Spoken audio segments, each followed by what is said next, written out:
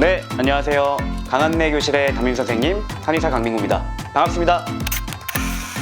강한뇌 오늘 이야기해보려고 하는 주제는요, 바로 강박증, 강박장애입니다. 이 강박이란 특정 사건, 기억, 대상에 대해 집착하는 질환을 말하는데요. 사실 이 강박은요, 이 다른 정신과 질환에서도 많이 나타납니다. 예전에는 불안장애의 한 종류로 보았는데 지금은 강박장애를 다른 별도의 질환으로 보고 있거든요. 우울증 환자의 3분의 1은 이 강박증을 보인다는 보고도 있고, 불안함을 동반하는 경우는 매우 많으며 이 건강염려증이나 불면증에서 동반되는 경우도 아주 흔하죠. 오늘 이 영상에서는 강박증에 대한 설명, 그리고 어떻게 개선될 수 있는지, 한의원에서는 어떤 방향으로 치료를 하는지, 증세를 개선하기 위한 꿀팁까지 소개해 드리도록 하겠습니다.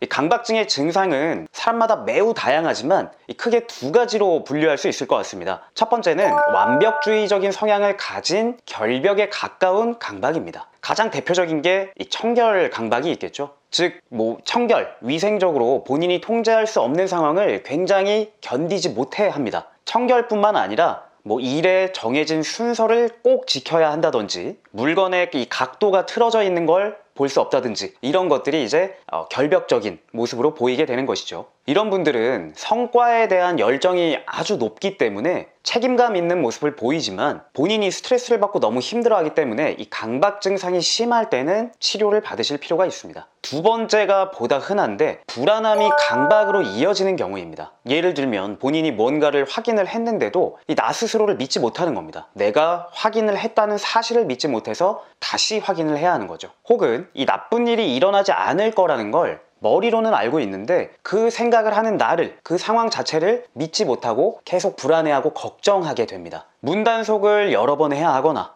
같은 문장을 10번 이상 읽어야 겨우 마음이 놓여 다음으로 넘어가는 경우들이죠. 이런 분들은 이 징크스에 집착하는 모습을 보이기도 합니다. 예를 들어서 내가 출근을 할 때 8시 14분에 있는 열차를 꼭 타야만 한다. 그러면 시간이 빠르던 늦던 그 열차를 못 타면 그날 하루는 망치는 거죠. 또 이렇게 불안함으로 강박을 느끼는 분들은요, 다음날 오전에 중요한 일정이 있다 라는 생각이 들면 잠을 잘 자야 한다, 잠을 꼭 자야 한다, 이런 생각이 강박으로 번져 결국 불면증까지 이어지는 경우도 흔합니다. 본인이 원하지 않는 생각이 스스로를 계속 괴롭히는 것도 강박증의 흔한 증상 중 하나입니다. 간혹 우리 어린 아이들 중에 자꾸 무서운 생각이 든다, 안 좋은 일이 일어날 것 같은 느낌이 든다라며 힘들어하고 걱정하는 친구들이 있습니다. 엄마가 차에 치일 것 같다, 엄마 아빠를 잃어버릴 것 같다, 집에 불이 날 것 같다, 이런 생각이 자꾸 든다고 하죠. 그럼 이런 이야기를 들은 부모님은 처음에는 많이 놀라고 걱정되고 아이의 얘기를 들으면서 소름이 돋을 수도 있습니다. 아니, 어떻게 이 아이가 이런 생각을 할 수 있지? 하지만 이는 아이가 잘못한 게 아니라 강박증에서 종종 볼 수 있는 증상입니다. 실제로 당사자가 그런 의도를 갖고 있다라기보다는 그 생각이 내 머릿속을 자꾸 찾아오는 것이죠. 성적인 내용 역시 강박증에서도 흔합니다. 남성이든 여성이든 상관없이 나타날 수 있는데요, 누군가와 자꾸 성관계를 하거나 성적인 행위를 하는 생각이 든다라고 하는데, 그게 길에 다니는 어떤 사람이 될 수도 있고, 심지어 금지되어 있는 친구, 지인뿐만 아니라 가족이 될 수도 있어요. 그러면 그 생각을 하는 당사자는 본인이 나쁜 생각을 한다라는 죄책감이 너무 커지게 되고, 그게 불안함을 더 크게 유발합니다. 이처럼 특정 생각, 행동이 반복되는 것은 개인의 인성이나 품성의 문제가 아닙니다. 치료가 필요한 질환인 거죠. 그래서 어린 자녀가 이런 생각들로 힘들어 한다면 혼내거나 질책하기보다는 따스하게 안아주고 공감해주면서 치료로 이어지게끔 잘 설득할 필요가 있습니다. 강박증 환자들은 이 행동을, 이 생각을 하지 않으면 안 된다는 이 마음을 스스로 떨쳐내기가 굉장히 어렵습니다. 이는 우리 뇌가 이 부정적인 감정에 굉장히 취약하기 때문인데요, 불안이나 강박을 잘 느끼면서 이렇게 심약해진 상태에서는 이러한 부정적인 감정을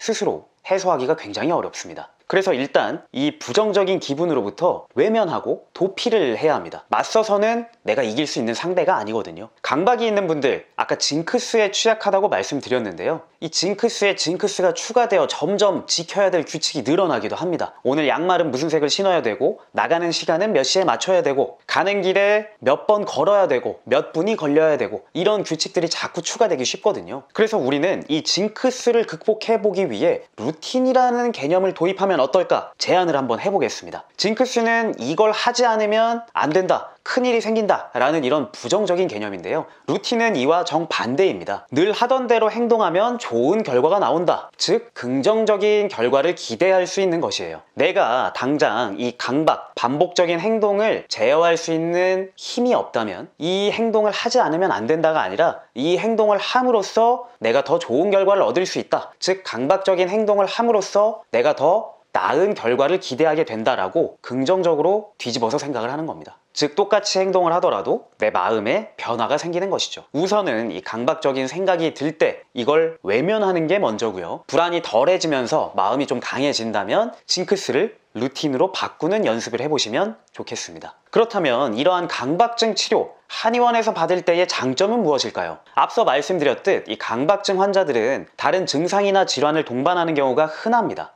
우울증, 불안증, 불면증, 공황장애, 그리고 다른 신체적인 증상들까지 말이죠. 강박 환자들은 항상 긴장하고 신경 쓰고 있기 때문에 쉽게 지치고 피로해집니다. 한의학적 치료는 여러 증상과 질환을 한 번에 타겟팅할 수 있다는 장점이 있기 때문에 강박증에 대한 치료뿐만 아니라 신체적, 정신적인 컨디션을 향상시킬 수 있는 치료를 동시에 진행할 수 있습니다. 실제로 이 국내외 발표되는 연구 논문들을 살펴보면 강박증의 증세 개선에 한약, 침치료 같은 한의학적 치료가 도움이 된다라는 결과가 보고되고 있습니다. 앞으로 더 많은 연구들도 계획되어 있고요. 신뢰감을 갖고 한의원 치료 받아보셔도 괜찮습니다. 한의원을 방문하시면 이 설문지를 작성하고 체질 검사, 스트레스 검사, 자율신경 검사, 뇌파 검사 등 필요한 검사들을 진행을 합니다. 이를 통해 이 강박증의 원인, 강도, 그리고 앞으로의 치료 방향들을 확인할 수 있는 것이죠. 이 결과를 토대로 한의사와의 논의를 통해 치료 계획을 설정하게 되고 이에 맞게 적절한 치료를 진행하시면 강박증의 개선뿐만 아니라 여러 동반 증상들도 같이 개선을 기대할 수 있습니다.